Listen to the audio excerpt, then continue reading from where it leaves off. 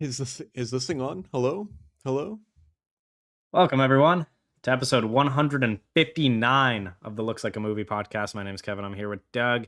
And today, rather than talking about a new release, Doug and I have adopted a new strategy. And for this 1 week, we'll be doing somewhat of a watch list movie club activity that potentially listeners can watch along with. We'll explain it in a minute, but before we get there, let's talk about what we've been watching this past week. Doug, well, we were just talking about what you've been watching, so take it away. Yeah, I this week I watched Ambulance, Ambulance, right? Yeah, I mean that's how it's like Okay.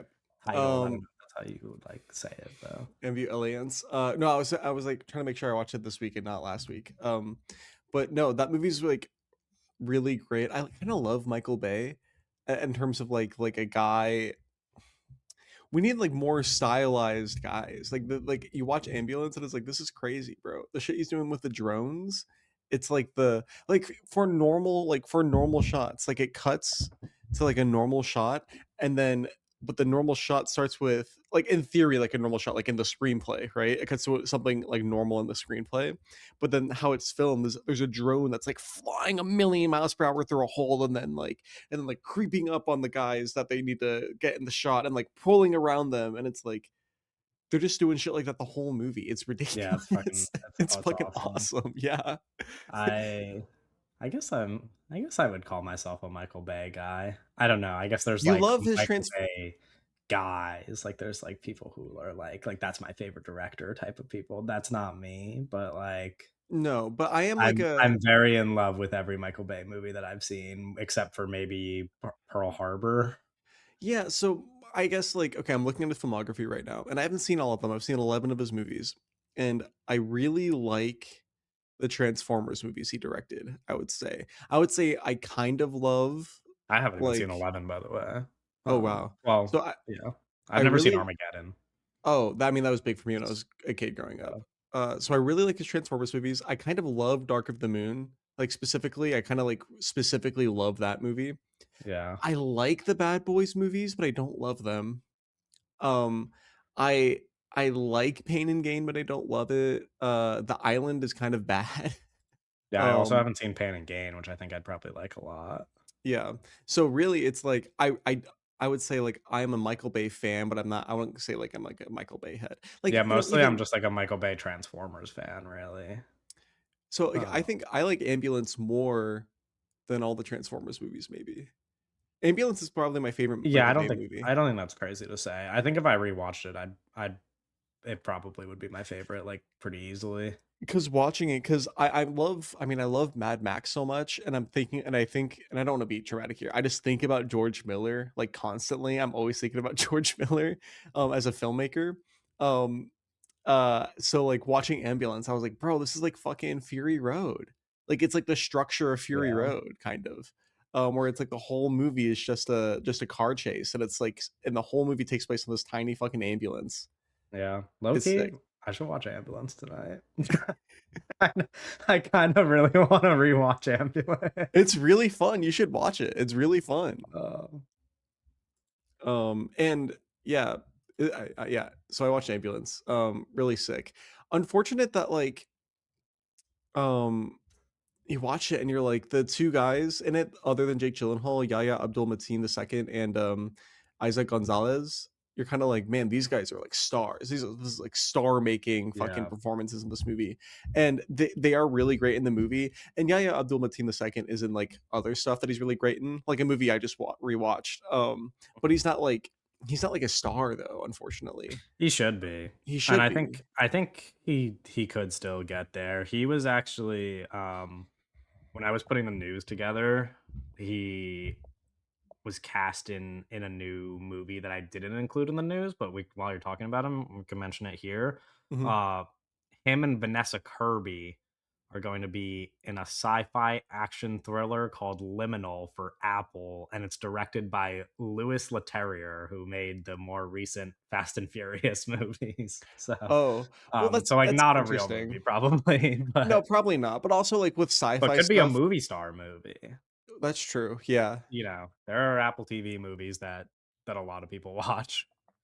Um, there's Apple TV movies that we have covered on the podcast. Yeah, Louis Leterrier did the first Now You See Me. He did the 2008 Incredible Hulk. He did Fast 10, Clash of the Titans.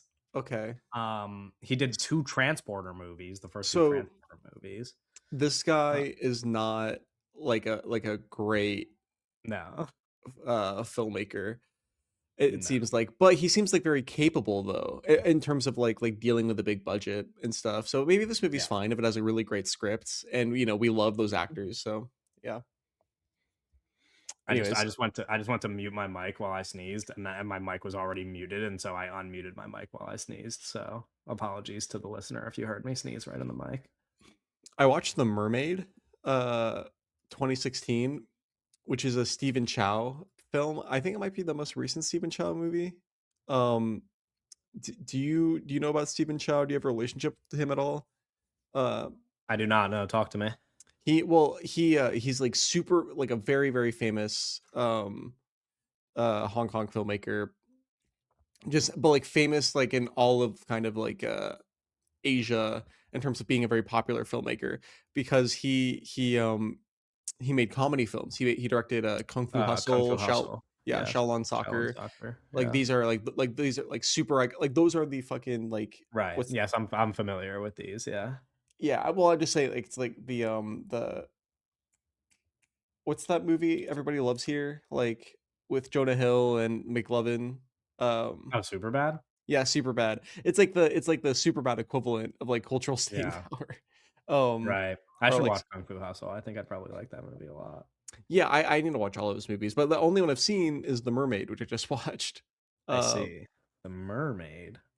which Interesting. is it's a mainland Chinese film, so it's not a Hong Kong production. It's a mainland Chinese production, and it's like it's about literal mermaids, and it's about like a mega mega billionaire that's like buying this part of the ocean, and they're like trying to extract stuff from it, and they're killing all the fish, and then the one of the mermaids has to seduce him, but then they actually fall in love, and then there's another billionaire that like is even more evil and like they're trying to hunt them for the mermaids, so then he has to actually save them, and it's yeah it's kind of I ridiculous, see. it's very crazy. Um, to fact check you, he did make a more recent movie called The New King of Comedy in 2019, Oh which I don't know if there's any reason why he hasn't made a movie since then, yeah, but I mean I even then mean, that was a long time ago, 2019. yeah.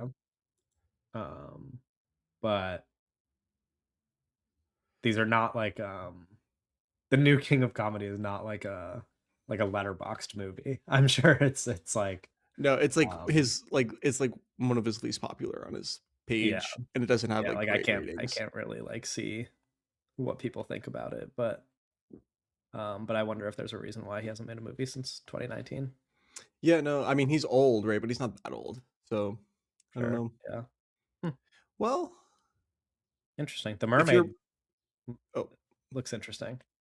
yeah, I'm not gonna recommend you watch it unless like you really want to get in the weeds of Stephen Chow movies. I watched it more like as a mainland Chinese like exercise because in 2016, uh, this was like a huge movie. Like this was like a big blockbuster that made like a Yeah. ton of money. Chow Hawk makes like a cameo special appearance in it. Um, Oh, wow. Yeah, I see that. it's like he's literally in it Uh, for one scene. He like convinces the main bad guy to work with the person that is actually the real bad guy basically. He's like a businessman. right. uh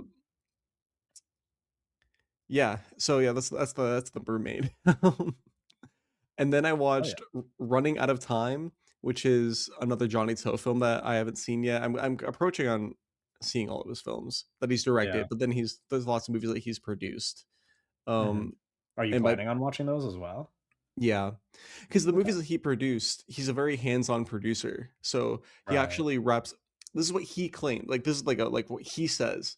For a lot of movies he produced, he actually directed. But then Uh-huh. like he like comes in behind the director and actually directs it. He seems like he might be kind of an asshole in real life, but Right. that's what he says. So Man, many good directors are. um But yeah, Running Out of Time, it's like a fun little like crime movie, like high concept crime movie. Like Andy Lau is he's a criminal that's balding. Not balding, sorry. He's a criminal that has cancer. Sorry. He's a criminal that has cancer and he's dying, and that's Yeah, where he's a criminal, he's balding. It's really the biggest conflict in the movie. and that's why it's called Running Out of Time.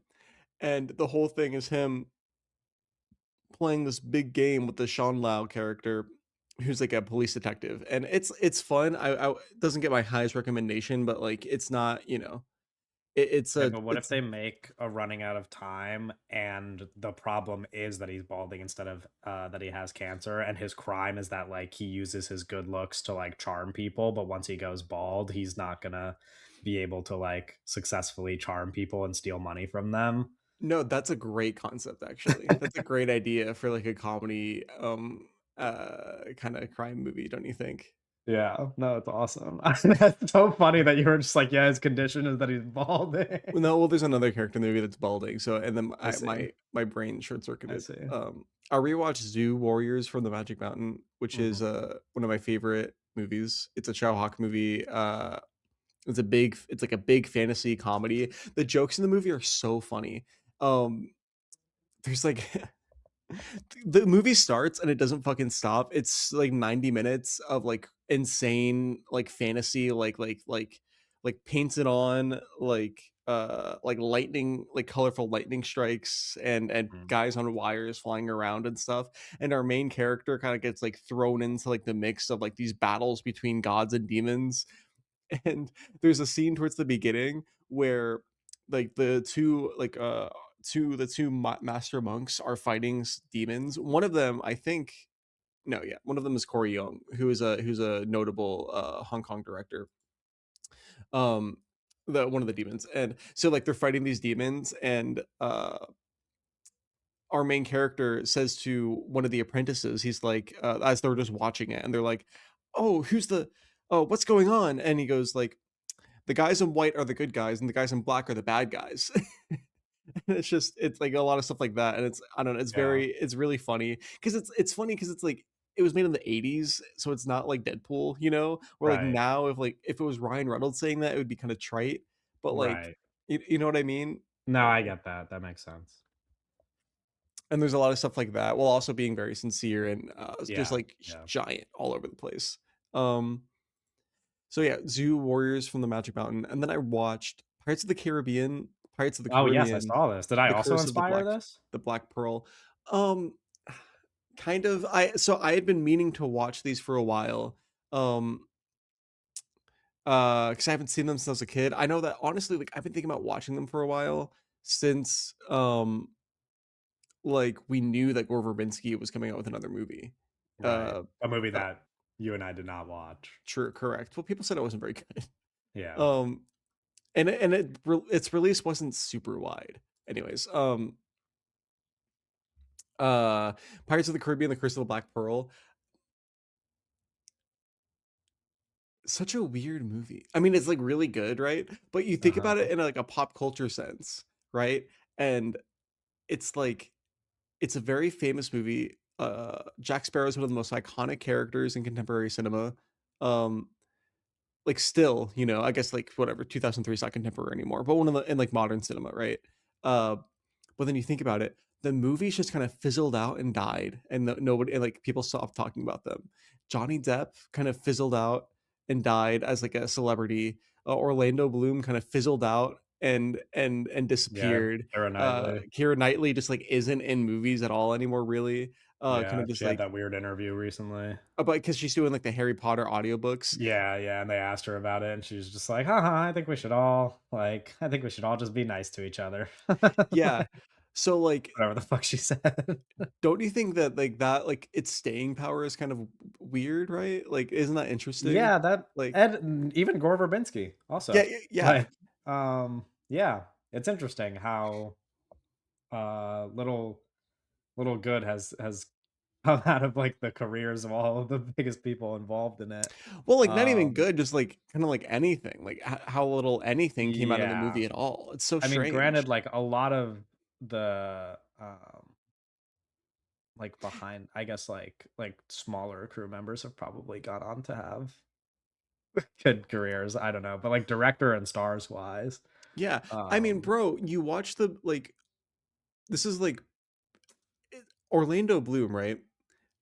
By the time this first Pirates of the Caribbean movie came out, you watch this movie because he's also Legolas in the Lord of the Rings movies that are coming out at the same time, right?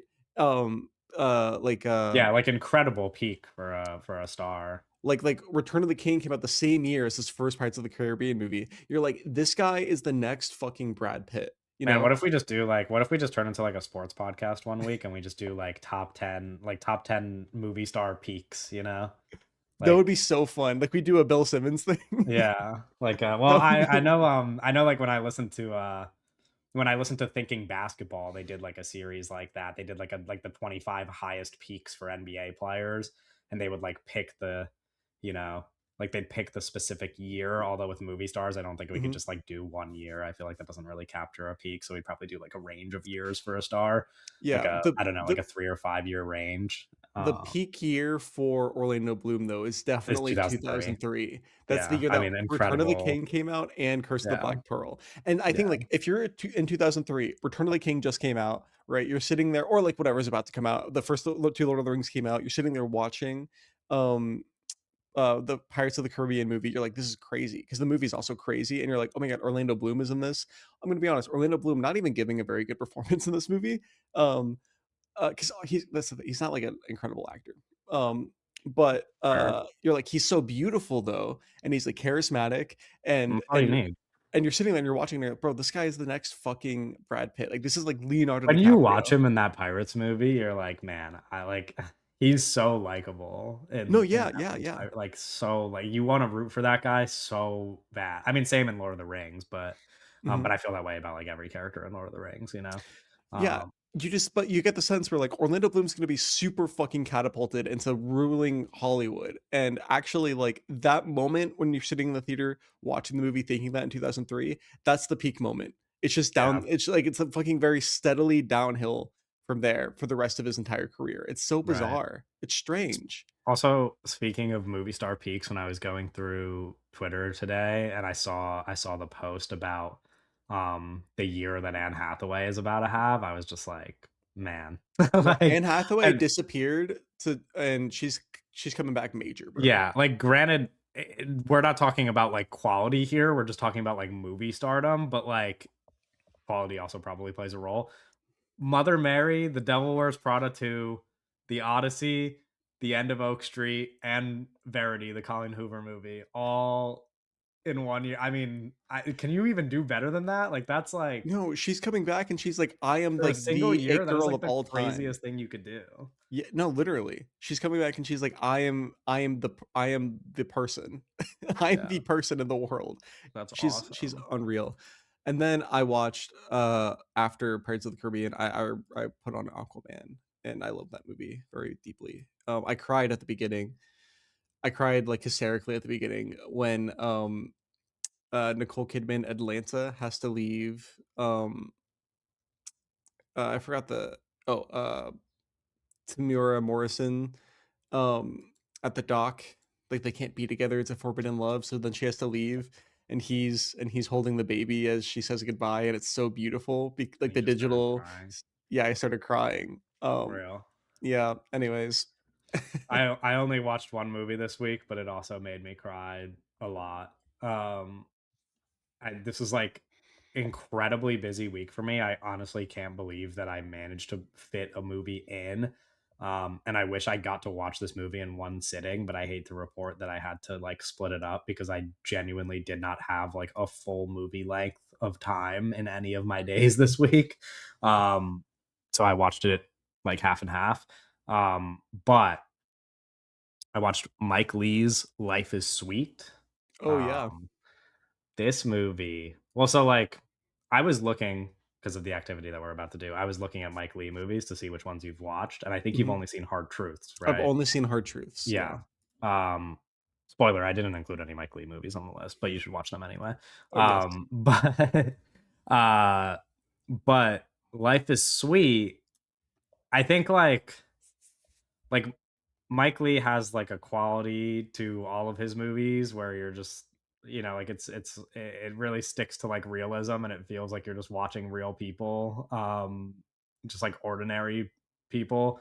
Uh and Life is Sweet, there are definitely like a lot of moments, especially earlier in the movie, where you could tell like he's having like it's like a bit more like forward like comedy, like certain characters are like played up a little bit and it's like exaggerated a little bit and you're like, oh, these are, and then it builds to the stuff that is like super human and you're just like, oh yeah, no, it's still just like it gets you, man. Like you think for a second that you're like, oh, these characters are just like kind of silly. Like this is like, and then you realize it's like, no, actually they are just like real people, and it does make you really fucking emotional. It's like it's sweet. It's guess you I don't even know how like it's about a family, like this couple and their two daughters. Um and then there's also like a lot of like Timothy Spall in it, and he's like playing a friend of the family, and he's like a fucking creep weirdo, and his character probably doesn't need to be in the movie as much as he is, but that's minor minor issue with the movie. The actual like family stuff is so touching, and I care deeply for this group of individuals. And friend of the pod Sarah left a review about a certain character in the movie who she recognizes in her friends, and she's like, I feel sorry for like my weird friends who relate to this character, and I'm like, yeah, I mean that might be me a little bit. I was watching like not all of the for anybody who's seen Life is Sweet or who watches the movie, not I'm not relating to every aspect of that character, but there are definitely some things where I was like, oh, would really recommend that people watch Life is Sweet and any Mike Lee movie. I'm just like, I haven't even really seen that many because I kind of spread out my viewings of Mike Lee movies, but he's just become like one of my guys. I really like what Mike Lee is all about. Um, and there's a lot of we were talking a lot about acting on the last pod because of Ryan Gosling. Yeah. Um, man, if you want to see good acting, just put on any Mike Lee movie. It'll Yeah, it'll that's what change they it'll change say. your life, man. It'll change your life. Like it's crazy how good every single person in the cast is in every single movie. It's incredible. Um, anyway, that's the only thing I watched this week. So we're gonna do a little bit of an activity and I'm see how fun. it I'm like, goes. this is so exciting to me. I like I saw your notification earlier in the day before I responded to you, and I was like, this is a terrible idea because I thought you were talking about like, oh, you framed it as like a watch list, and I was like, oh, you want to talk about movies we want to watch? I was like, no, that's a terrible idea. But no, no, this is incredible. This is a great idea. Yeah, this is a little bit different than that. Although technically all the movies that are on here are going to be movies we want to watch, but it's just it's just framed a little bit differently, I guess, because what we're doing, there are 9 months left in the year. Uh so I have made a list of 9 movies and Doug has made a list of 9 movies. And our lists will be presented to each other as watch lists for the other person. So I've picked 9 movies that I want Doug to watch, and Yeah. now he has a reason to be forced to watch them. And he has done the same thing for me. And so Yes. we could watch about a movie a month. I don't know if we want to like stick to strict rules where it's like watch the movie, like actually watch a movie every single month and like I think report that it would on be the pod, smart. or Like, like I think like the last um yeah, no, I think that would be smart. Like by the time we record the last cuz we do like 4 podcasts a month, right? By the time we record the last podcast of that month, we should have right, had should have like seen seen the movie. Yeah. yeah.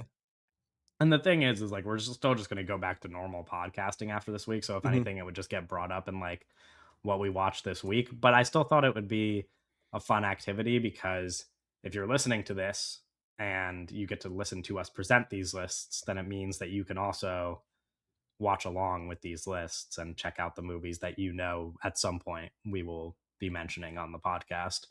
Um, yeah, I don't know if you made your list in a specific order either. I kind of just made a list of 9 movies, so I don't know if you like want them to be watched in a certain order. My list is kind of just like you could watch them however you want. Yeah, no, you don't have to watch mine in a specific order. Okay, cool. Imagine what if I did like a series of 9 movies?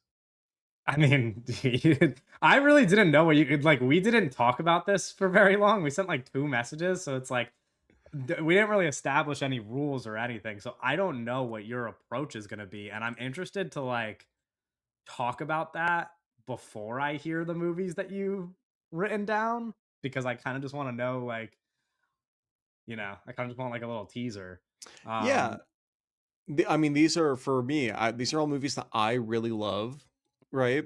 That I think specifically you would really like, and I want you to have seen them. Like you, like yeah. specifically you, not like in everybody, but like specifically you. When I like look into my Okay. mind palace, for you know what I mean? I did. I did like a little bit of that and a little bit of like just like for my own interests. So the way I made my list was I didn't want to just pick like my absolute favorite movies ever because I was like, that's a little bit boring.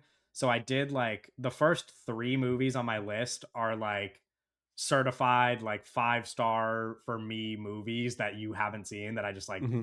would be happy if you watch them. And Right. then the next 6 I kind of like dug a little deep. These are like not 5-star movies. These are just like they're still movies that I love. But I was thinking more about specific stuff that either you might be interested in or that like we have a shared interest in or that is like representative of me, which I will explain when we get to those movies. But like for Okay. example, I put like a Polish movie on there because I'm Polish and I'm like it'd be fun to get Doug to watch a Polish movie. Okay. And you So want to take the? Do you want to take turns going one by one for each yeah, I movie? figured that's how Okay. we'd go through it. Yeah. This is so Um, exciting. I'm so excited. This is so exciting. okay. Do you want to go first or you want me to go first? Oh, I don't know. Do you want to go first, or do you want me to go I could go first? first. Okay. I can go first. Um, so the first movie that I'm gonna make Doug watch, I'm gonna start with my like 5-star bangers. First movie I picked is the 1970 film The Conformist. Oh, of course. Yes, I Yeah. haven't seen this. Um, I So the thing is like the last time I watched this movie, I talk about this movie so much. Maybe not so much on the pod, but like in my own personal life. Um, like my girlfriend would be a testament to this. I just like almost every night we're like deciding on a movie to watch, and I'm like, what if we just watch The Conformist? And she like doesn't want to watch it. And every time I just have to start our like movie options by being like, what if we just watch The Conformist? Because I just truly the last time I watched this movie, I was like, this might be the greatest movie ever made. And I don't know if that's like going to be your reaction to it, but I'm Well, still okay. curious enough to see your reaction to it. This So I is this chose is a it. movie I need to see. I'm very happy this is on this list. It's Bernardo Bertolucci. Yes. And so you also really like The Dreamers, I right? do, yes. Is that the only other movie of his you've seen? Is The It Conformist and The is, and I've been Dreamers? meaning to Okay. watch the others for a while, but I've been the one that I've really wanted to watch for a while is 1900, but it's 5 hours long, and so I just haven't like found the right time to watch it. Right. Last Tango in Paris, very controversial. That's Um, the only one I've seen is Last Tango in Paris. oh, interesting. You haven't seen The Dreamers? Mm-mm, I've only seen Okay, Last Tango in Paris, which interesting. is Last Tango in Paris. I do like that movie. I'm sure I don't want to call it a good movie. I do. It's a hard movie to talk about, bro. Because Yeah, sure. like It's like somebody an was awful situation. Yeah. like the lead actress was sexually assaulted on this on like in the movie. So it's like in real life, also in the movie. You know what I mean? Like so it's a tough Yes. thing to talk about. But that Yeah. like I think it's a very interesting film and a very felt Marlon Brando performance in it. But that's the only thing I've seen from him. Right. The The Conformist. for those who are unaware, um, is I don't even know necessarily how you would like describe the story, but it's pretty much about this guy who is like a is like in a position where he gets to help uh fascists and like become a fascist in the process, but mostly it's through the fact that like he has no moral backbone, I guess, and so he's like easily flexible. He easily conforms, as the title might suggest, into into a fascist. And it's just a very politically complex movie. It's like a movie that I think you will get more out of every time you watch it. Um, and yeah, it's not like you won't stop thinking about it. That's the thing. It's like I watched The Conformist and I had seen it a long time ago, and then like when I rewatched it more recently, I just like yeah, like there's not a single movie I bring up more that I'm like I just want to throw this on. Like it's like I think about it all the time. Mhm. Um, so yeah, I don't know if it'll be like the best thing you've ever seen, but I really want to know how you feel about it. And I feel like it's something that you should watch. So that's my No, first pick. I'm excited. I'm excited. I love that. Okay. Okay, your first movie. My first movie is the 2015 masterpiece, Happy Hour, directed by Ryosuke Oh, Hamaguchi, hell yeah. which is a film that Kevin hasn't seen, but Kevin does have admiration for Ryosuke Hamaguchi. He is a Hamaguchi fan. Um, Yes, this is and true. this is, and I think this is like his only like major work you haven't seen. You saw Drive My Car, you've seen Evil Does Not Exist. You've seen Wheel of Fortune and Fantasy, No, right? I haven't seen Wheel of Fortune Okay, or okay, Asako 1 and 2. So I've only seen Drive My Car and Evil Does Not Exist, but I okay, okay. greatly admire those movies. Yeah, Happy Hour is earlier than all of the four other movies that we mentioned. It's like him. The actors are people that he like had professional relationships with. They're not professional actors. It's 317 minutes long. It is very felt, very controlled. It's just a movie about these four middle-aged women.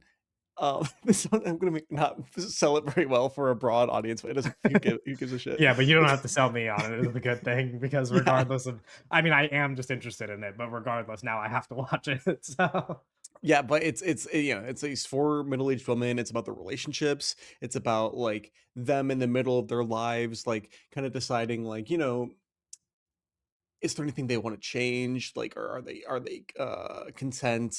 Like, how are things going? And it's very, very, very good. And yeah, I because it's so long, I was like, oh, I don't know when you're ever gonna watch this. And there's a new Hamaguchi movie coming out soon, so I'm like, we gotta. yeah, I would honestly like to see that and the other two that we mentioned before the new one. Mhm. And I hope that I get to do that. But yeah, I mean, I'll definitely be watching Happy Hour at least now. And I don't mind that it's long because my schedule should open up soon-ish, and then I could, the second that I get time back in my life, at least for the summer, I'm gonna be burning through as many movies as I can before my schedule gets packed again. Um, so I will definitely save Happy Hour for that occasion. That's so exciting. Amazing. No, it That's is I exciting. mean, this is an awesome pick. Hell yeah. Uh, my second movie is another five-star banger, and specifically though, I mean, I guess The Conformist I thought that you would like love, but I feel like with this movie you're gonna watch it and and love it. Okay. Uh, this is the 1987 John Sayles movie Matewan. Um, Oh yeah. this movie starring Chris Cooper and James Earl Jones, incredible. Uh, so good. I this it feels like it would be like up your alley. Like I think you would like this movie a lot. Not just because it's like incredibly crafted. I don't know how much you know about John Sayles. Not a very like well, very prominent independent filmmaker, just not Mhm. like a household name for most listeners of the pod. His most famous movie is Lone Star, which I've also seen and desperately need to rewatch. I think I would probably like it a lot more now. But yeah, he makes working class movies. He makes like pretty revolutionary movies about working class people. And Matawan is a very clear example of that. It's about a coal mining town in West Virginia. Matawan is the name of the town. I don't know if I'm pronouncing it right. I still every time I pronounce it, I'm like, I don't think that's how it's pronounced. And then I like switch the pronunciation. I'm like, I'll just go with whatever. But anyway, um, yeah, there it's like a coal mining town. And Chris Cooper uh strolls into town as like an undercover union organizer and tries to get them to organize and it's really fucking good.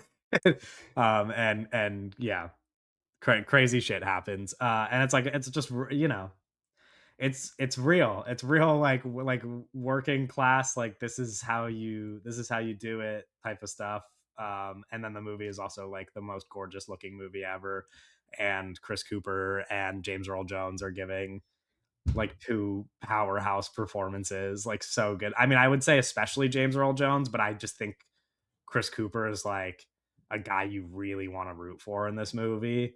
Mhm. Um, it's just like, yeah, uh, I think you'll like this movie a lot.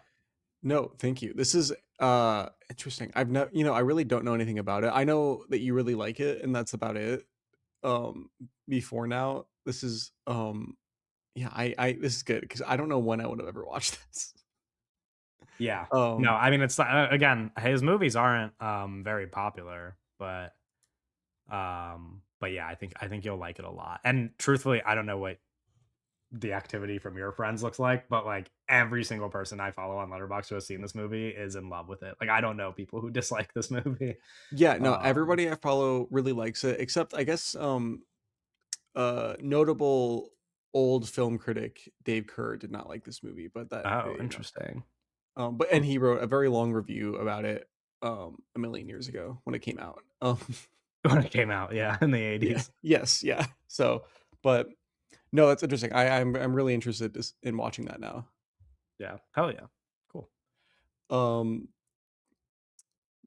the next film I've selected for K Meeks is "Don't Go Breaking My Heart," 2011, Oh yeah, directed by Johnny To.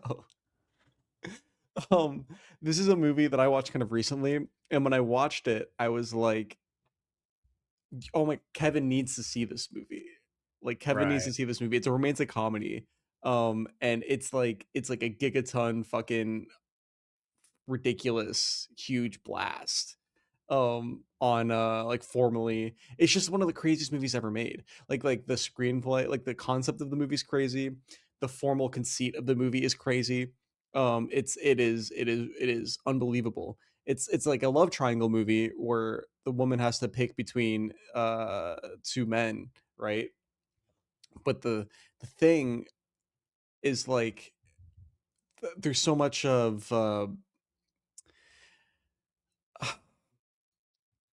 I don't even know, man. It's so crazy. There's so much like speaking between windows because it takes place in a city, right? And like characters meet each other by seeing each other across the street in like windows of skyscrapers.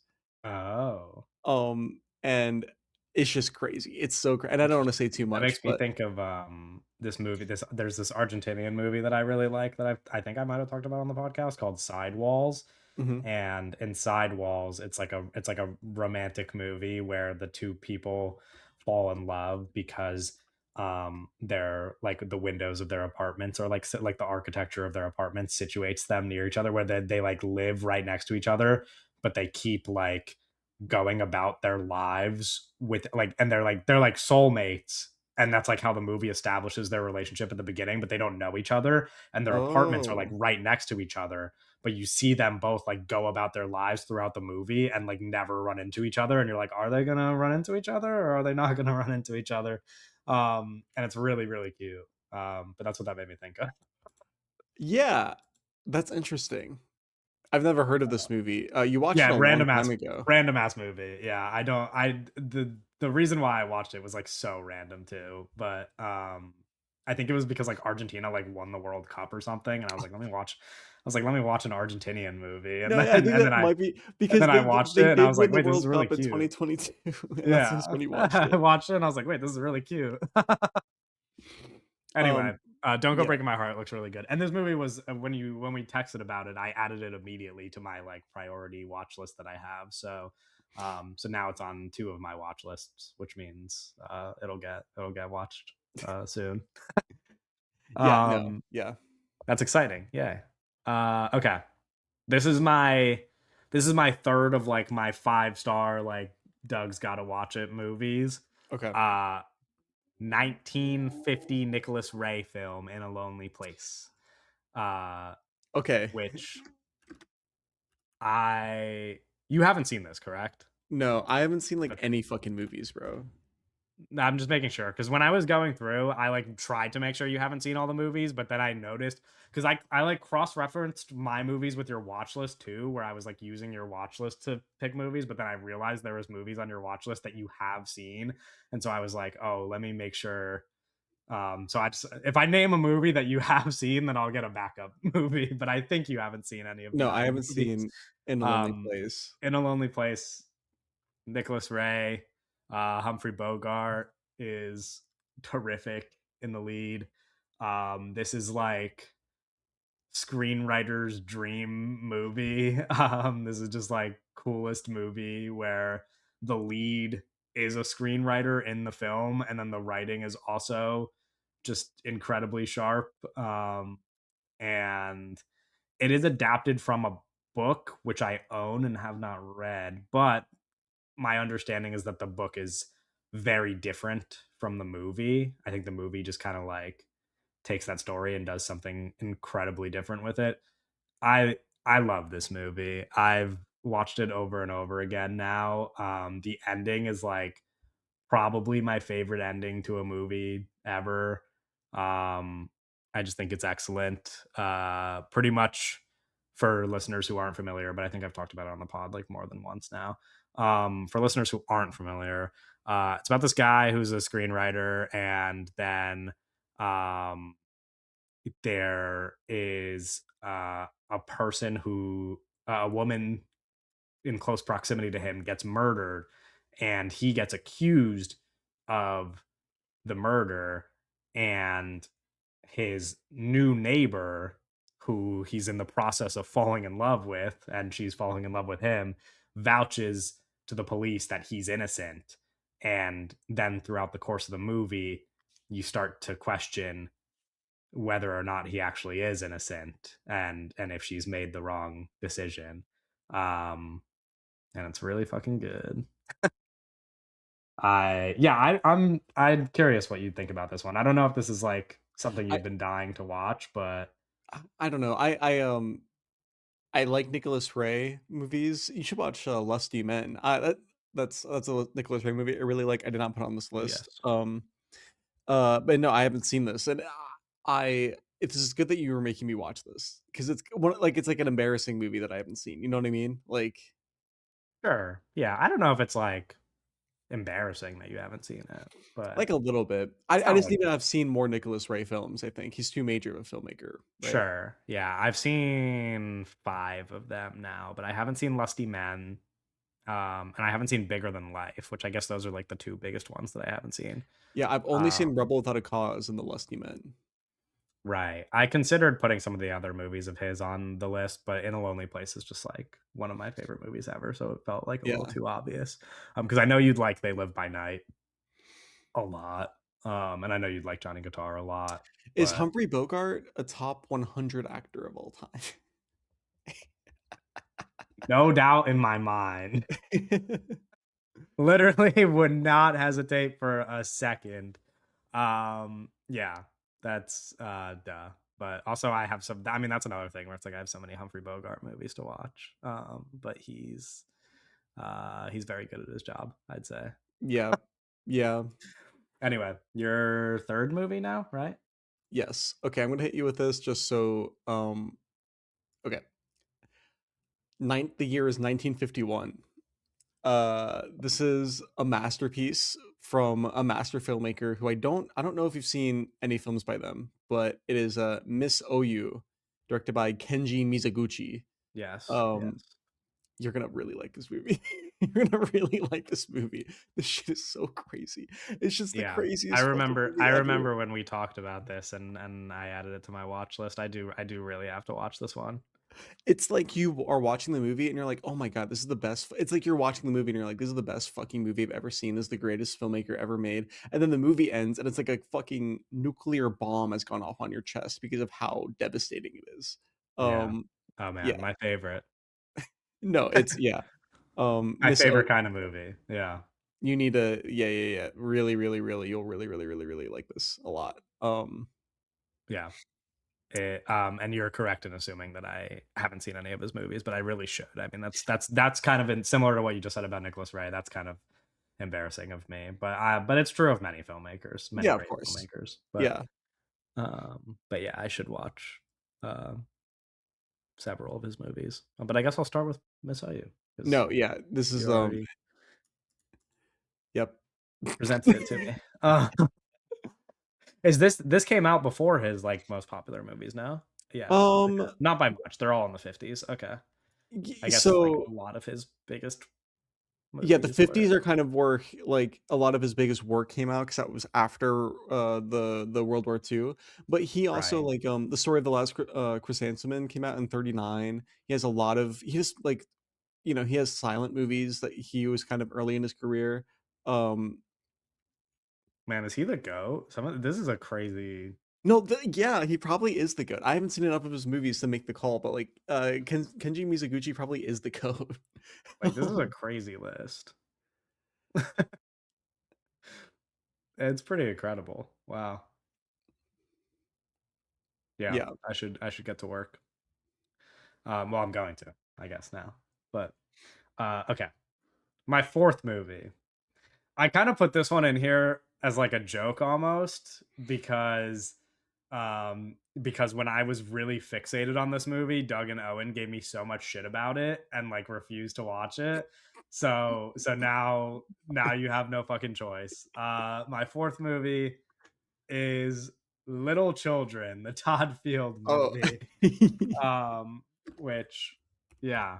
Uh I love this movie, and I stated as much on the podcast several times, and Doug and Owen would joke Bro about it bro constantly, and loves little so children. yeah, so now I need but Bro wants me to watch little children. the problem is when Doug watches Little Children and doesn't like it, the joke's not gonna be as funny, you know? Like, I Oh, ca this like, is it's a saying oh, hmm. interesting. No, this is a little controversial, this film. Oh, in terms of, like, what people think about it? Mhm. Yeah, I was just reading I saw that, like, Adam Adam Nayman Nayman doesn't like reviewed it it. recently, Felipe and, Furtado doesn't like it. It's interesting. uh, yeah. I'm I'm interested in what you think. It's very possible you don't like it. I Yeah, it's wouldn't be we don't have to surprised, like all the but but I think I will. It's just it's interesting. um, This is the yeah, first I kind of like, mostly my I aligned it with your interest. I mean, mostly it was for the joke purposes, but also since you like Patrick Wilson so much and his bare ass is in your face in this movie, I figured that um you should watch it at some point. So that was kind of Mhm. my justification for Little Children. But for listeners of the pod, it's Todd Field directed. He is now most famous for Tar, Yeah. although up until then, I guess Little Children would have been the movie because it had like 3 Oscar nominations or something. Yeah. I guess, like, before But Tar, he would have been most famous for just being in, being in Eyes Wide Shut, yeah. yeah, I guess so. But anyway, it's pretty much about these people cheating on their spouses, and they're played by Kate Winslet and Patrick Wilson. And also more specifically, like broadly, it's about just like middle class, upper middle class, like suburban drama and like the kinds of things that people focus on and care about when you're just like living in a comfortable suburb. Um, yeah, good movie. Your fourth movie. Oh gosh. Okay. We're taking it back to 2003, a Johnny Toe film, Running Nice. on Karma. Oh yes. This is this also well we've talked about this movie, I think, right? Yeah, this Uh, is this is probably my favorite Johnny Toe film. oh wow, I didn't know that. Yeah, it's Andy Lau plays kind of like a superhero where he's like a bodybuilder. Andy Lau the actor is wearing like a big like fake like His muscle name is suit. just big in the movie. Yeah, his name's big. Um uh Oh, I see. He's wearing like right. yeah, That's so funny. he's wearing a muscle suit, and the movie is about he could see karma. He could literally like physically see like a individual person's karma. Um and the movie's like because he used to be a Buddhist monk, but then he stopped being a Buddhist monk because he was like losing his mind because he could see people's karma. Um I see. and And then he's he becomes a bodybuilder, or he was a bodybuilding monk.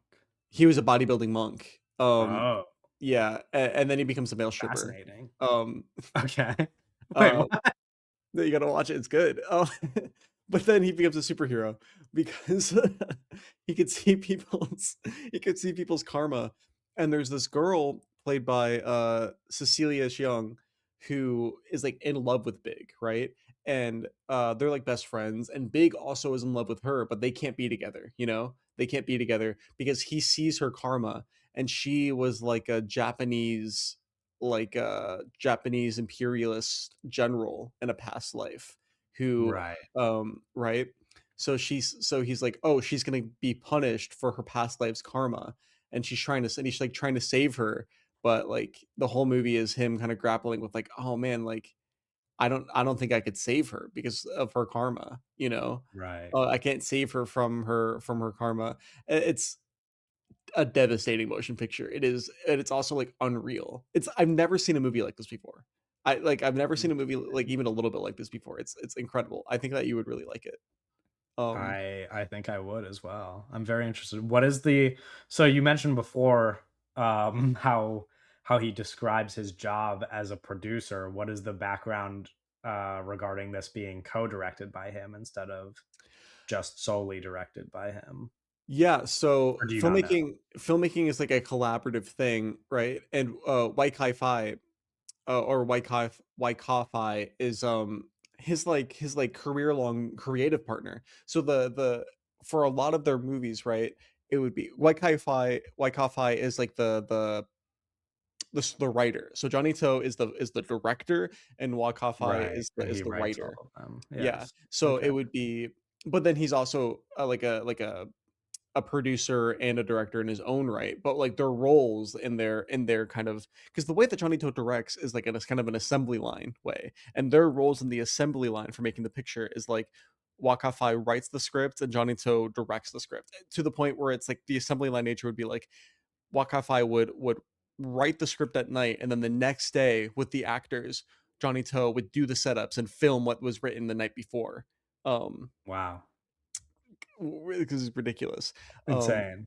but like this is like I think that when it's it being co-directed with Kai-Fi just means that he is more involved, right? He is more involved Uh-huh. because like a lot of the spiritualism and stuff like that comes from those are like Kai-Fi ideas, Yeah. really, more so than Johnny To ideas. So I think that this being about it's about karma and it's about Buddhism, Yeah. um, the That's probably co-directed like his nature of it. invention. Yeah, yeah. Interesting. Huh. Learn something new about and I mean he's written Johnny Toe movies that I've seen. I just Mhm. didn't I guess I didn't really think about who the writer was when I watched those. But that's interesting. We're on to our fifth movies now, right? Okay. Yes. Excuse me. Um my next movie, Doug and I recently both watched Frederick Wiseman movies, and because I have a love in my heart for documentary filmmaking, I decided to pick a documentary that Doug hasn't seen. And luckily, Doug hasn't seen probably my favorite documentary, although I don't know if I would just like for sure say it's my number one favorite, but strong contender. 1984 film directed by Martin Bell called Streetwise.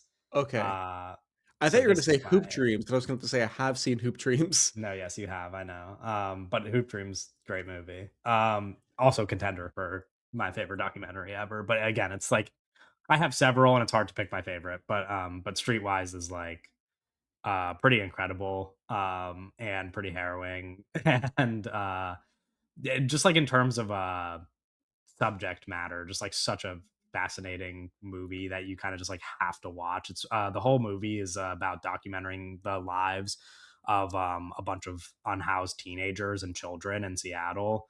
And so it's pretty heartbreaking because This looks really good. This yeah, looks it's really well, good. the photography is incredible. The documentary filmmaking is incredible. But then on top of that, the yeah, like the subjects of the movie are man, it's like it's really fucking hard to watch. Like I'm just gonna I'm just gonna like there's no other way to describe it when you see these kids and teenagers and like the stuff that they've had to deal with, it's just like it'll make you fucking sick. Like it's pretty terrible. Yeah, good movie. That I think everybody should watch, really. Uh, but I think Doug will definitely have a strong appreciation for it. No, yeah, thank you. This looks really good. This looks really, really good. Yeah, Okay. I think you'll like it a lot. Um, your fifth Um, movie, Dick Tracy. hell yeah. Okay, this makes sense. I was kind of expecting this to be somewhere on the list, and we did just talk about it last pod, right? Yeah, we just talked about we keep talking about Warren Beatty. This movie's crazy, bro. Al Pacino plays like the fucking penguin. Yeah, Madonna's in it. yeah, James Caan's in it. Dustin Hoffman's in it. Starring Warren Beatty. Directed by Warren Beatty. Fucking, it's shot by Vittor Victoria Vittorio. Storaro. Yeah, I mean, ridiculous. Like produced by Right, John Landau. This is crazy. right. Which also Vittorio Storaro, Bertolucci collaborator, Oh did yes, did The Bartolucci Conformist, did The did The Conformist. Conformist. Yes, yes. Um, so good through line here between our recommendations. Yeah. No, I mean this is This is everybody should awesome. watch Yeah. this. Yeah. I'm so excited to be able to have seen it, not just so that I could open my pack of Dick Tracy cards that I showed you, but also because it's so divisive and I'm so interested to see like I mean, I'm going to love it. Like there's pretty much no doubt in my mind, but I'm so interested to see what it is about it that causes people to give it like half a star. Yeah, a lot of people oh, Um, here's yeah, a lot of people are like it's really boring. yeah. A lot of people are like It's it's not like a really very long movie though, right? Isn't it it's like an 105 minutes. But it's okay, like yeah. yeah, but people are like, "Oh, it doesn't make any sense." Like it's incomprehensible and Warren Beatty is giving like nothing. Which is funny as like the actor, but you'll see. I think you'll form your own opinions. I love it obviously. But Yeah, right. I mean, I again, I'd imagine I'm gonna lean that way, but who knows? Um, okay, interesting. Dick Tracy, hell yeah. I mentioned earlier that I was gonna pick a Polish movie, and so my sixth recommendation uh, is the 2019 film Corpus Christi, which is on Doug's watch list. This is a Jan Komasa movie, and Bartosz Belenia stars in it. Um, this movie, I think this is the movie on the list that I am least confident you will like. Like, I mhm. think if there was going to be a movie that you dislike, it might be this one. So I'm taking a risk here, but I wanted to pick a Polish movie and I didn't just want to pick like the most prominent Polish directors. Like, I Bro, it's thought it just would be like more, watch Ida. yeah. So I was like, I think it might be more fun to do like, a modern Polish movie that I really like. Because uh well, for one, the lead performance is like pretty incredible. Um, and two, I just think it's kind of from what I remember, a pretty fascinating movie about our relationship to religion. And I think it kind of like is personal to me and hit home a little bit for me as somebody who is not just Polish but also was raised Catholic. And so like making a movie about, for listeners who are not aware, a guy who um is a juvenile delinquent in Poland, and he has to like do this like mandatory service. Like I don't really know how like juvenile delinquency works in Poland, but he has to like work at a sawmill pretty much, and he like escapes the sawmill because he's, not a good kid. And he goes to this like small little Polish town, and the town is expecting a new priest, and he dresses up as the priest and like tells this town that he is like the new priest and knows nothing about how to be a priest, and then just like cosplays as the priest for this whole town pretty much, and forms like very meaningful relationships with the people there, and like becomes um like a staple of their community. And it's fascinating. I don't know. It's a good movie that I think people should check out. It's a lot of fun. Yeah.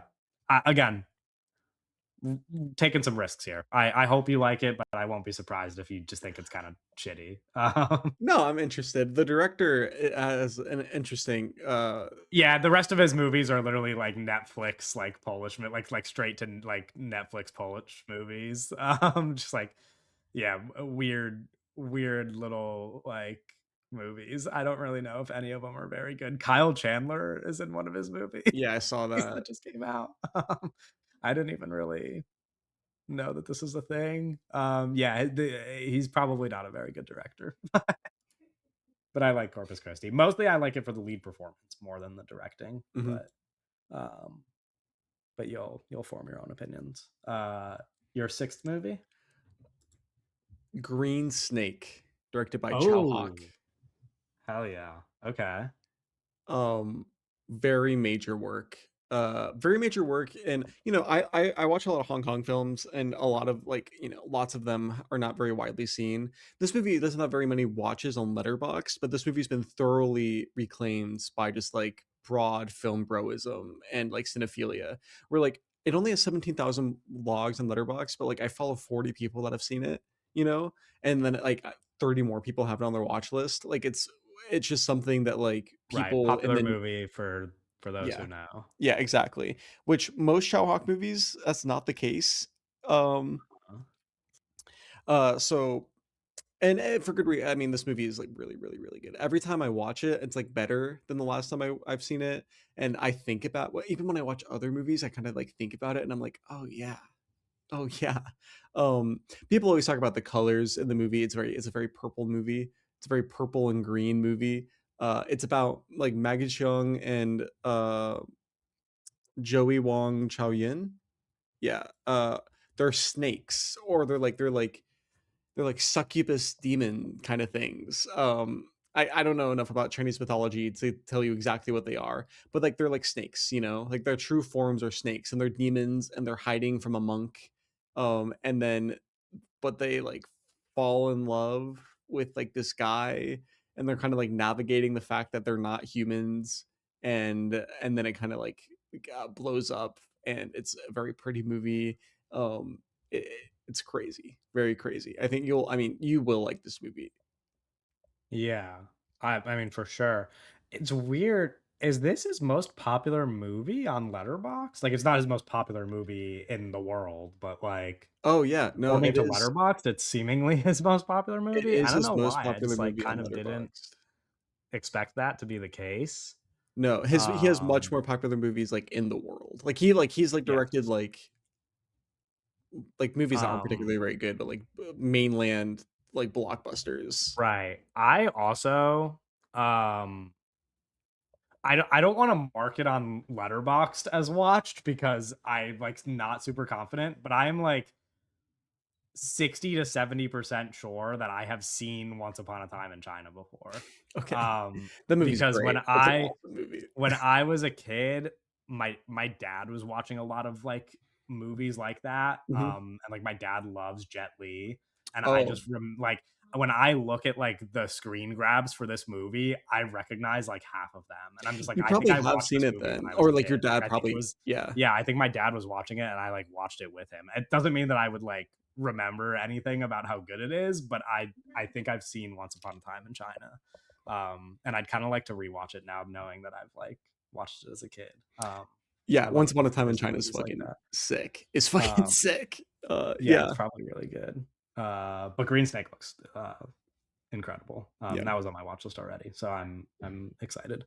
Um, we're on to number 7, so we're almost at the end. My 7th movie is another one that is like not one of my favorite movies, but another identifier because it's a New Jersey movie. Mm. And I think it's a movie you'll really like because of the lead actor. Uh, this is Patterson, the Jim Jarmusch movie, Oh, yeah. um, starring Adam Driver. Is this the Good Uh, Soup movie? D does he go Good Soup in this movie? no, that's Or is that from Good Girls or New or whatever? no, no, no. Girls. It's that's like what movie is Adam Driver say good? It's oh, is it Girls? Why did I think it was no, I think it is Girls. Okay. But in my head, I thought it was from a different thing. The comments confirm for us when when Adam Driver says good. I because there's he's in this movie. He's in like these random like little rom-coms like What If with Daniel Radcliffe, and I know I've seen that movie, and for some reason I thought that he did it in that movie, but he has like other weird Adam Driver-isms that he does in that movie, and I think I'm just like confusing them. um Patterson is a movie that takes place in Patterson, New Jersey, and stars Adam Driver as the character Patterson. Okay. um and he is a bus driver in Patterson, New Jersey. For context, if you were a local to my area, people might say very unkind things about Patterson. I Patterson has a rich culture and like an art, like a real art history. And Adam Driver is a poet as well as a bus driver in the movie, so he's just like driving a bus for work and then like doing poetry as his hobby. And he has a wife who Swag. he loves Sick. very much.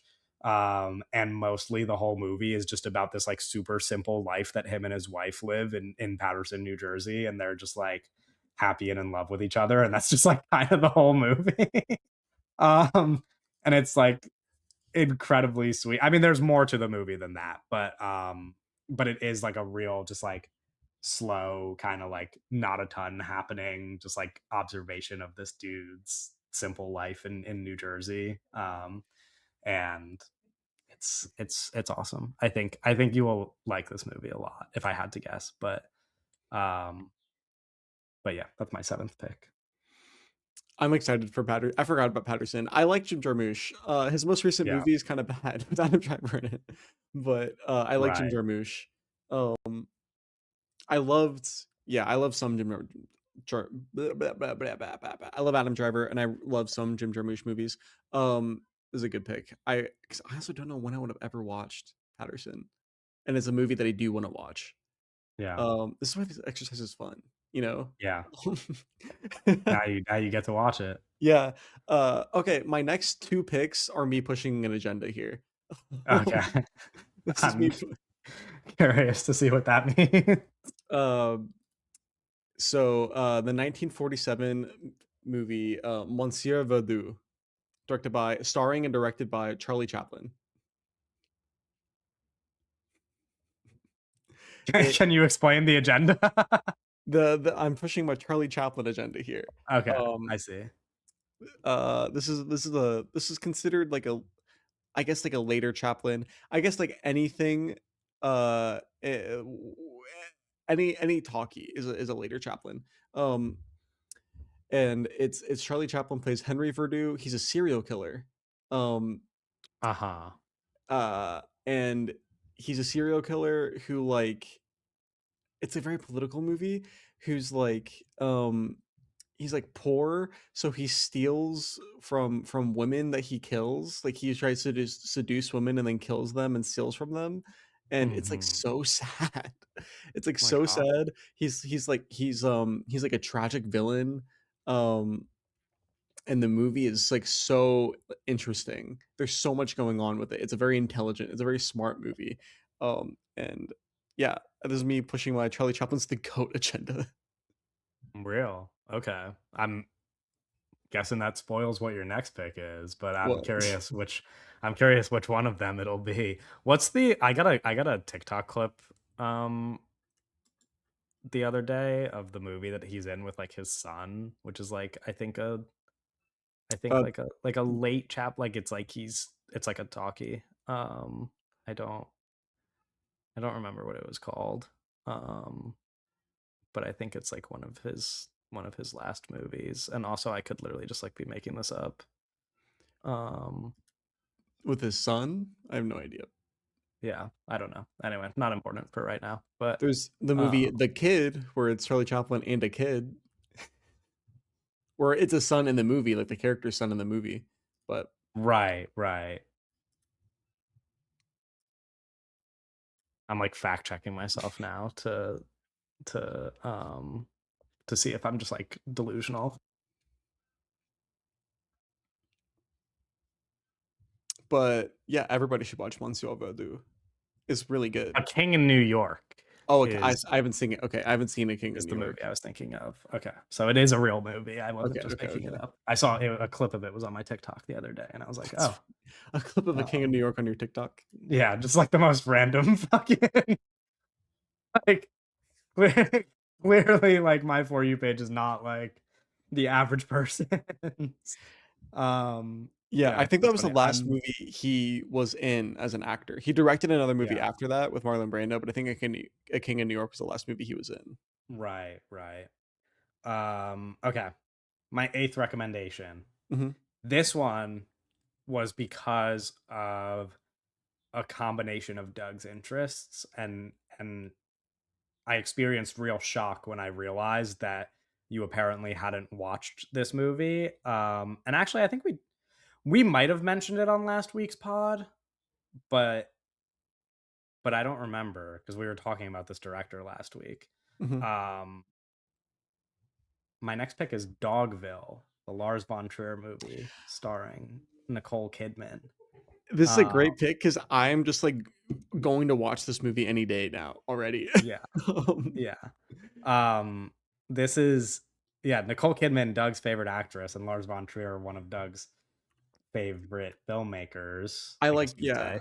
yeah, Um, um, somewhere on the list. yeah, yeah, And we yeah. were talking last week about how much you liked Antichrist, and I was like, "Have you seen Breaking the Waves?" And then I was making this list, and I was like, "Breaking the Waves would be like a little too obvious of a pick because I assume you're just gonna like go watch that pretty soon." And then when I was looking through movies, and I was like, "Oh, surely he's seen Dogville already because he loves Nicole Kidman so much," but you haven't, and No, so um, prepare to be amazed.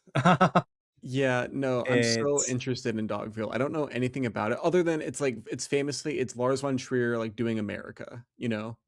yes, Like it's it's his movie about do you America. know like what the movie looks like? No, I don't. Oh yeah, I do. It's like, isn't it like, it's like there's like tape on the ground, right? It, Yeah, so it's like so pretty much it's like a 3-hour movie about her time in Dogville, but the town is just like it's like a like I guess stage. it's like a stage that you would like do a stage play on and there's just like chalk or like tape or whatever like outlines of the homes and that's just like it. Like characters just like walk into a home on the stage and you're just like you have like a top down view of like them in the home and they could just like you just like see the other actors like in other drawn home. Like they're just like all on a stage acting out this like 3-hour movie. Um incredible. Uh it's so crazy. It's like and also I you know probably difficult to determine like a best Nicole Kidman performance, but No, I would believe You it. gotta consider it, I would Yeah, yeah. think. If it isn't just number one on the list, it's gotta at least be in the conversation. So yeah, I think you kind of have to watch this one. No. Yeah, of I won't be course. surprised when you're like in love with it. Yeah, do you know I had to what guess. Quentin Tarantino, he when this movie came out, he loved this movie so much. He said this movie would have won the Pulitzer Prize if it was an actual stage play. Like if it was like written for the stage and was eligible for an award Yeah. like that. It would have he said it would have won the Pulitzer Prize. I mean, listen, I I don't agree with Quentin Tarantino about everything, but he might have been cooking. Yeah, I'm interested because it's like it's so is Lars von Trier doing America, right? Yeah. Lars von Trier famously has never been to America because he has a phobia of flying, so he's never Oh, left Europe, basically. Um, interesting. yeah, I literally did not know that about him. yeah, no, he's never left Europe, so he's never been to America because he has a phobia of flying. Huh, Yeah, interesting.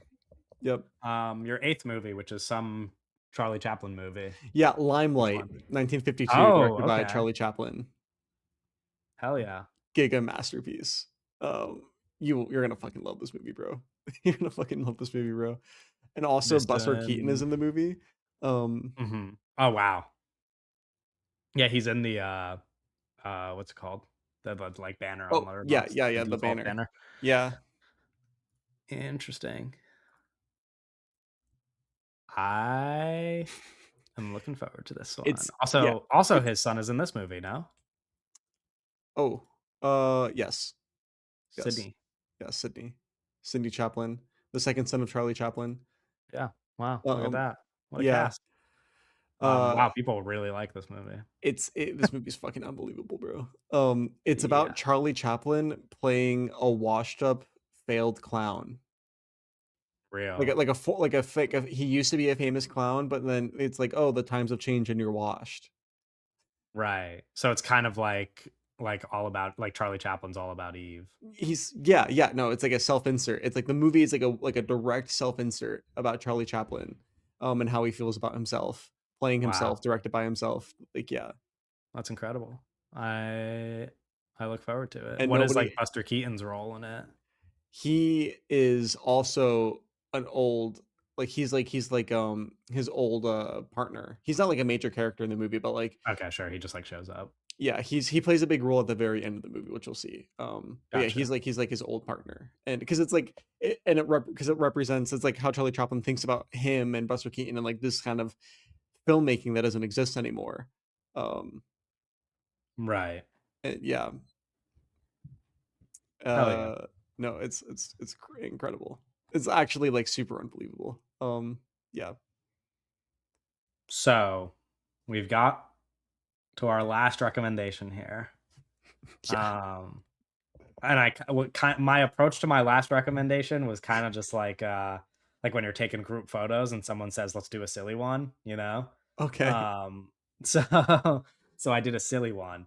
okay, Uh, I wanted to also reflect some of my interests, and so I picked a Killian Murphy movie, my favorite actor. hmm And I picked a silly one. okay, I picked a rom-com, okay. Oh, is this the one is with Jennifer Lopez or with um Lucy Liu. Lucy Liu? That's what I yes, Um, yes, with Lucy yep, friend Liu. of the pod, Clara, fan of this movie, Yes, I was I just like, learned. Um, and it's called Watching the Detectives from oh my 2007, god. where Killian Murphy plays like a loser who works at a video store and loves movies, Yeah, and Lucy Liu shows up and starts like fucking with him. yeah, I know. Like she's just like a wild card in his life and like starts messing with him, and you don't know if she's like fucking with him or like if she's serious. I know And all it's like about a this very movie. silly rom-com that I think you will laugh at a lot and have a good time watching. And I figured you and friend of the pod Clara would enjoy watching it together, so I threw it on here as like a silly one, Um, no, this is great. Yeah, I know and to all about hopefully get you this. closer to the world of my beloved Killian Murphy. Maybe this will This is so This funny. will this will cast him in a new light for you. This is really good, Kevin. This is really good. Thank you, Thank you. thank you. This is I crazy. I feel like I did good work. This is so funny. No, yeah, watching the detectives, Cillian Murphy and Lucy Liu, crazy. Okay. Yeah. No, that's good. That's really Insane good. movie that exists, by the way. Like, it's just like you watch it and you're like, I can't believe this is real. For the What is 2000s your were so different. Okay. last movie? Not a silly one, unfortunately. Okay. Um, my last film that I'm having you watch is uh A Brighter Summer Day. Edward This Yang, is a good this is a good 1991. this is a really good Um, choice. I'm very happy that you're making me watch this. super masterpiece. I'm not gonna lie, Kevin. This might be your favorite movie ever made. It's Yeah, I believe you. I'm gonna cry talking about it, bro. It's like it is oh my god, it's reality fiction because the movie is based off of here's the thing, the whatever like the quib on like the synopsis or whatever, that shit doesn't matter, bro. That like this is right. It's reality fiction. The movie is based off of a it's based off it's based on inspired by based on inspired by I should say a story, a real life story of a murder that happens between like a young man, a murder that happened uh when Edward Yang was a kid, right? Mhm. Edward Yang, he remembers the story. It was like in the newspaper, which was like, oh, a young person killed another young person, and it was like in the newspaper when Edward Yang was a kid in Taiwan, right? And he remembers that, and he decided to use this as the basis for the story because when he was older, Edward Yang said everybody his age remember because it was just a small story. Like literally, the only coverage of it was like there was one like newspaper article written about it in the newspaper, and that's it, right? And he said because it's because I was trying to read about it, and like there's nothing to read about. It was like a minor thing that happened when he was a kid, Right. and Edward Yang said that growing up, everybody his age remembered the story for some reason. Like it just like it really stuck out to them. Whereas everybody his parents' age, their generation, they don't remember it at all. They just forgot about it. So like that incident is the real life kind of like thing of this movie because this movie's a period piece. It Mhm. came out in 91, but it takes place in like 60s. the 60s, 60s Taiwan, right? Which is the world of Edward Yang's parents, right? Mhm. So he's creating the story that his parents don't remember, right? And he's like recreating the world that they lived in like this really specific period of time in Taiwan. And we're seeing it through not and it's not just through the eyes of like these two young people who are inspired by the incident, like characters inspired by the incident, because he's putting so much on like what drives somebody to do this, right? Like what happened there, you Yeah. know? He's also creating it's a whole cast of characters, so many fucking characters. There's like 100 speaking lines in this movie. Yeah. Like Yeah, I mean, characters it's also, like, yeah, 4 hours long. yeah, it's 237 minutes long, but it needs to be that long because Yeah. it's not like a normal movie, you know. I was thinking Right. like, oh, it's like a gangster movie like The Godfather, right? When I'm watching it, but it's like no, it's so much more than that because it's like this giant portrait. It's this giant Mhm. portrait. It's like a painting, you know. It's a massive painting about a place that doesn't exist anymore, you know. Yeah. It's kind of like that's why I call it reality fiction because it's like a documentary almost. It's like in a way it's trying to like recreate Right. like the world and like try to put like the you know like the deeply felt like drama into it, but like it's like no, this is like what is real what was really going on in people's lives, you know, that is just dramatic. I'm sorry. This is like the greatest movie ever fucking made, bro. No, And I I mean, think you're gonna really I like it. believe you. This might be your favorite movie. Yeah. I'm very excited to watch it. I'm very happy with the list you put together. I'm really looking forward, really looking forward to a number of these, especially the ones that I like this one that I've just Mhm. been like meaning to watch and like know how I'm gonna feel about them. Yeah.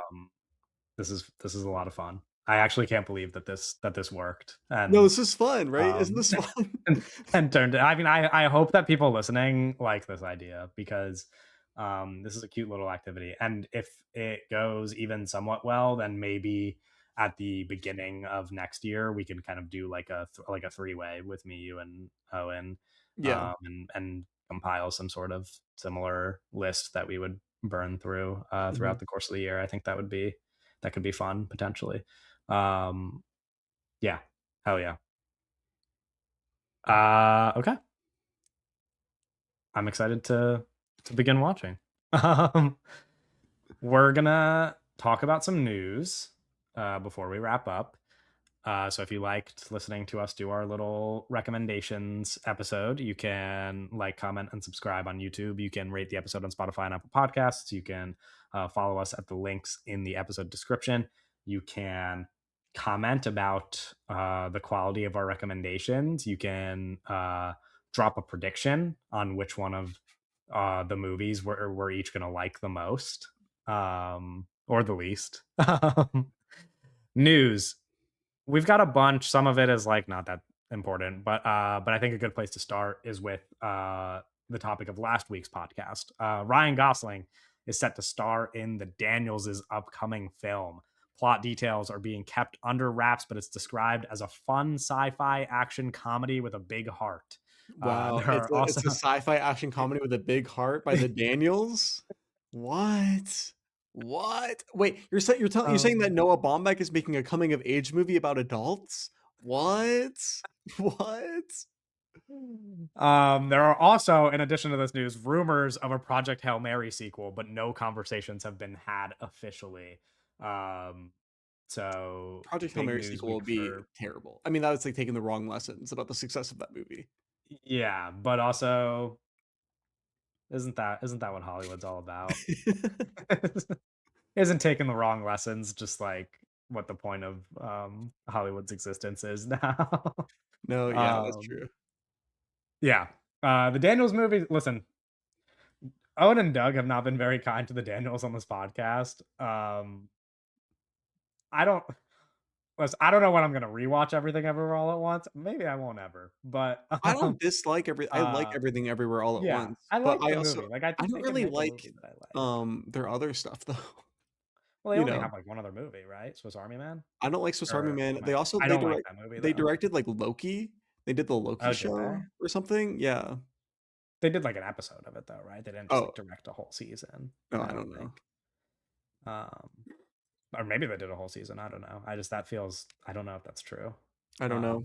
Like I think it might be more likely that they just like directed an episode, but yeah, I don't know. Someone fact check us in the comments. No, I don't like Swiss Army Man is my problem, and so like if I don't know, and the thing is like even though I like Everything Ever All at Once, the joke that you posed when I announced this news is like a problem to me, which is like if your pitch is like we're making another Everything Ever All at Once starring Ryan Gosling, like I don't know that that's a movie that I'd be excited for. Yeah. And it's not because I dislike Everything Everywhere All at Once, it's because like I don't need another one of those. Like I Well, don't. yeah, and Everything Everywhere All at Once, that was such an everything and the kitchen sink, like, kind of Yeah, movie in terms of which is ideas. like if that's like what they're gonna do again, then I don't know. I don't know. I'm interested, and it's also like the way that it's being described. A fun sci-fi action comedy with a big heart. I'm like, could that not just be the Project Hail Mary sequel? like, like their humor. You know what I mean? It's like it's Yeah. technically not like Yeah, yeah, yeah, yeah. too disaligned with Project Hail Mary. I don't know. Uh, I'm interested. We talked about Ryan Gosling last week, and what potential there is for his future, and then this piece of news happened like right after, and it maybe confirmed some of what we were discussing.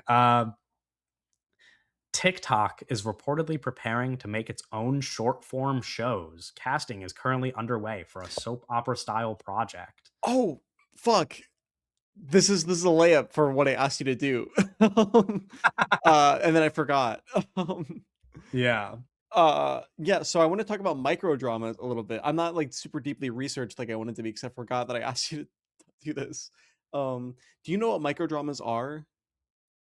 I learned minimal details about them when you mentioned it to me, and I googled them. But before you mentioned it, I did not know that they were a thing. So microdramas are a thing in the US, but they're not very big yet. They're Yes, but basically they're massive they're elsewhere, yes, right? In yes, yes, China. yes. In China, they are bigger. You can fact check me, commenter. I think that microdramas are such a booming industry. They are more popular than traditional television shows, like series.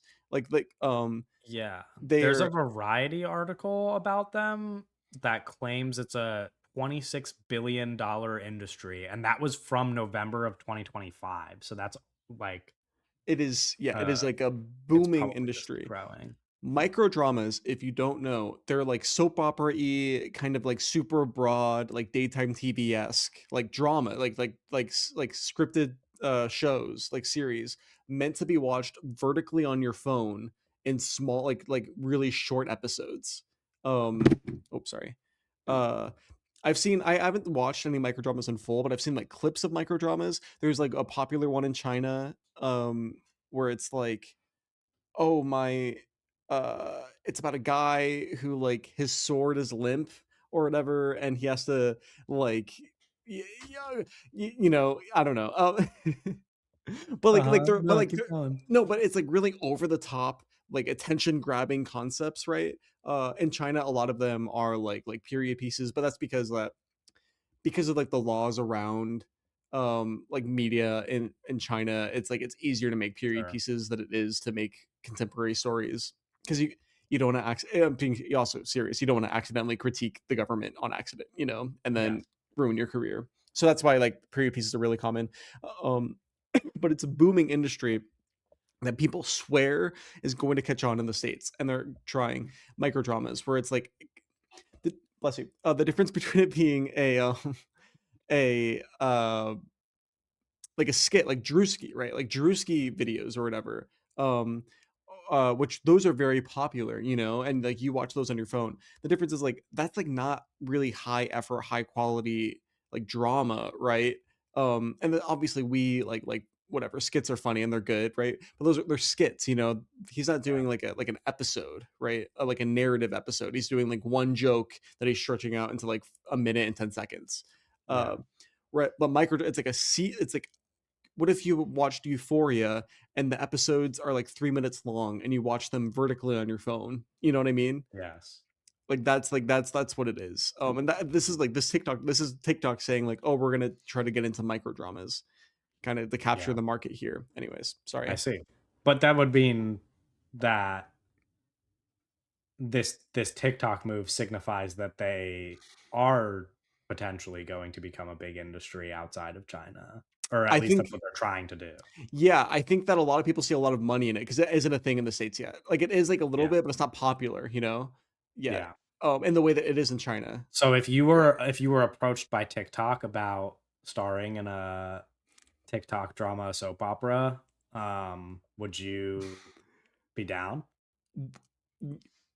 Would you not be down? No, I would.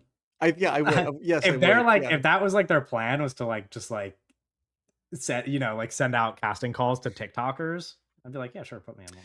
Yeah, so there's a thing You know? right now where for some of the in the US, the micro dramas that are being shot in the US, which haven't like aren't super popular yet, there's they're so short, right? So and like the production schedules are so fast, they're running out of actors.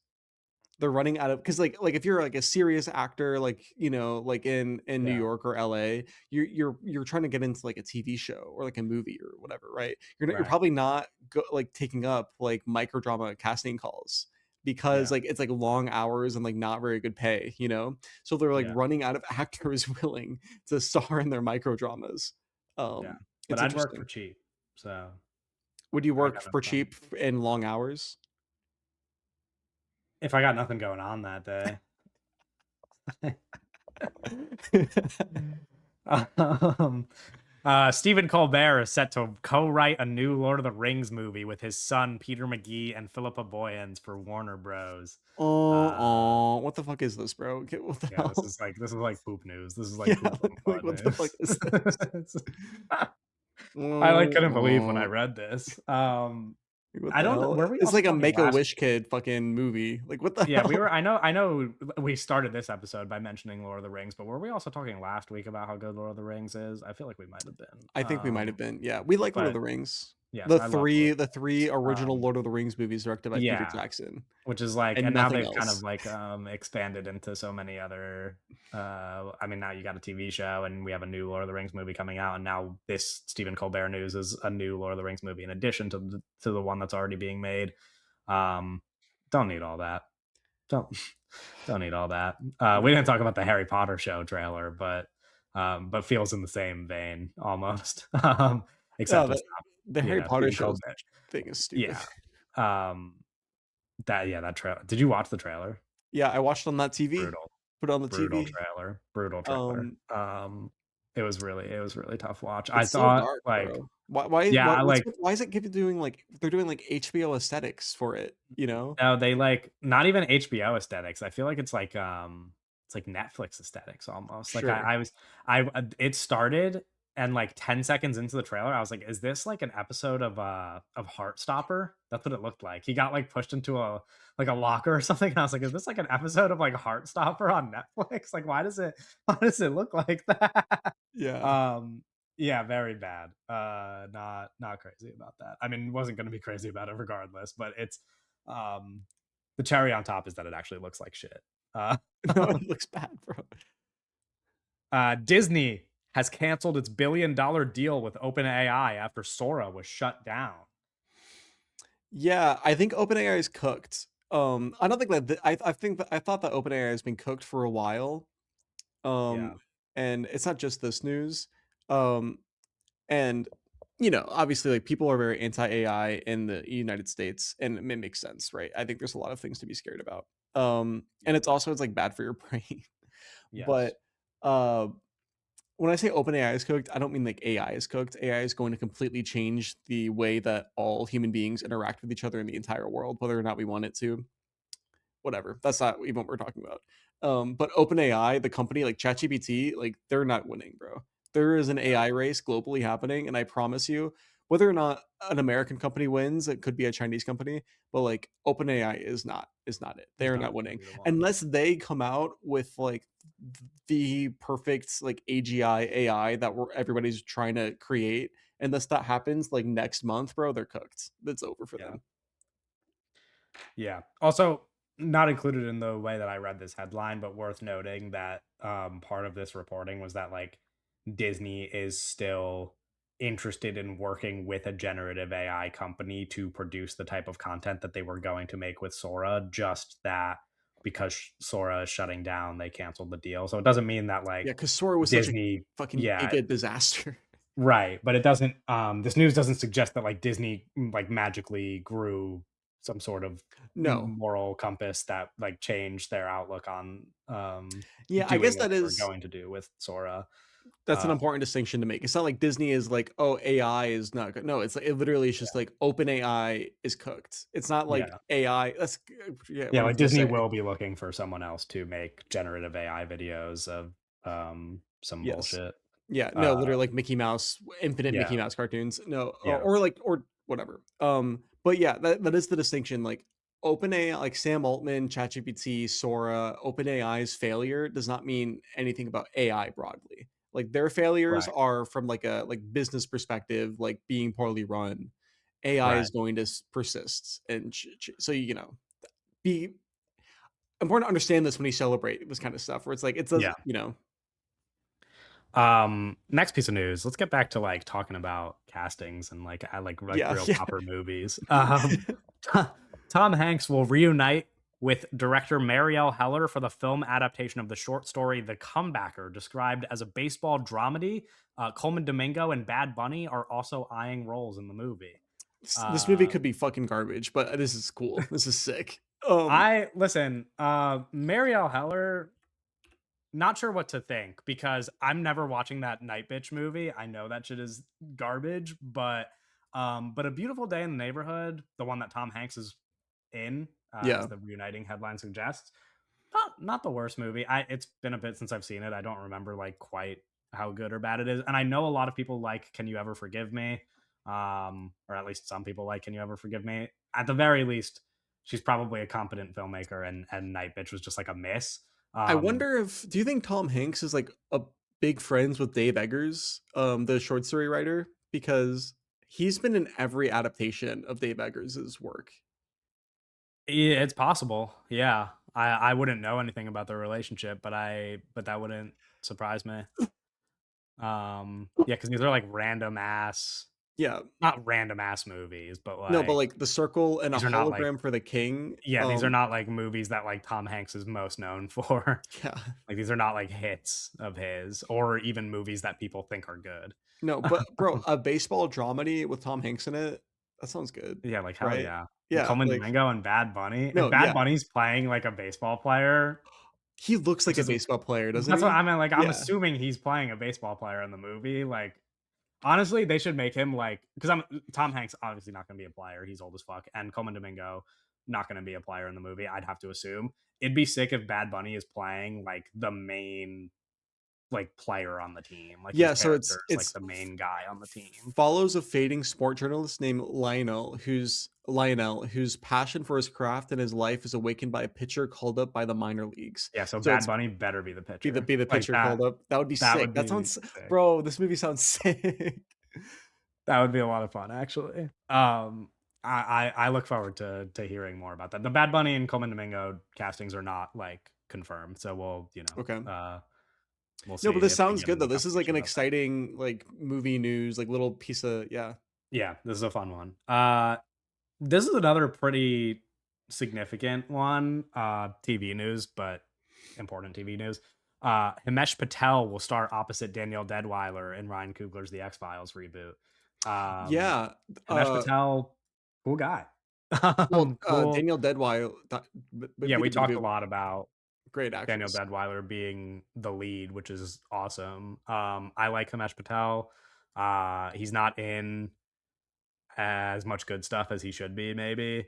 But I'm very interested to potentially like I think they got a home run in terms of two leads for this show and Ryan Coogler's involved. And now I'm like, no, maybe I will be really excited for this X Files show. Like I hope it's good. But I don't I'm know. I'm interested in it. I just don't know what it like what's their bro, the X-Files is so good.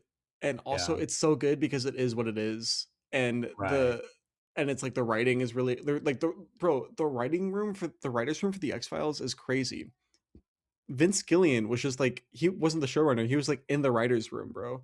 Like I don't know. It's crazy. Yeah. I don't know. Like it's like there's a lot of talent, like a lot of like the stars kind of align for some of the early seasons of the X Files in a way that I don't know.